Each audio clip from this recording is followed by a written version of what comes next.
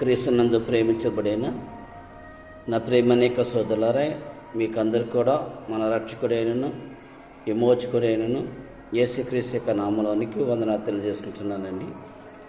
దేవుని యొక్క సంకల్పము, దేవుని యొక్క ఉద్దేశం ఏమై ఉందంటే, మనందరూ కూడా రక్షణ పొందాలి. ఏ మానవుడు కూడా నశించడం దేవునికి ఇష్టం కాదు. ప్రతి మనుషులు కూడా రక్షణ పొందాలని దేవుని యొక్క సంకల్పం, దేవుని యొక్క ఉద్దేశం. రక్షణ పొందడానికి ఏం చేయాలి? 1, వినాలి, రోమ 10:17. 2, విశ్వాసించాలి, హెబ్రీ 11:6.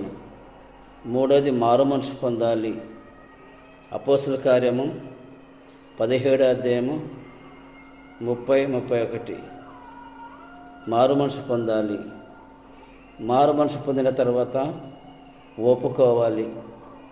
ఏం ఒప్పుకోవాలి? రోమ 10:9, 10.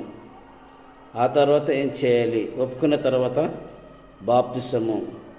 మార్కు సువార్త 16:15. నమ్మి బాప్తిసం పొందిన వారు రక్షింపబడును. బాప్తిసం ద్వారా రక్షణ పొందాం. రక్షణ పొందిన వారు ఎక్కడ చేర్చబడుతున్నారు? సంఘములో. అపోస్తుల కార్యము 2:47. రక్షణ పొందిన వారిని అనుదినము సంఘంలో చేర్చుకునిచున్నారు. రక్షణ పొందిన వారు సంఘంలో చేర్చుకునేది ఎవరు? యేసుక్రీస్తు వారు.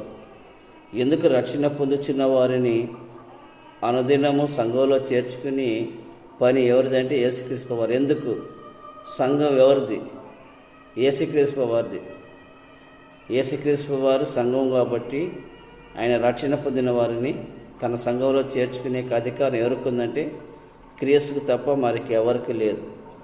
దేవుని యొక్క సంకల్పం రక్షణలోనికి నడిపించి ఆ రక్షణలో తెలుసుకొని ఆ రక్షణ గ్రహించుకోవాల్సిన బాధ్యత మన పైన ఉన్నది. ఇటు వాక్యాన్ని దేవుడు దీవించిన గాక. ఆమేన్.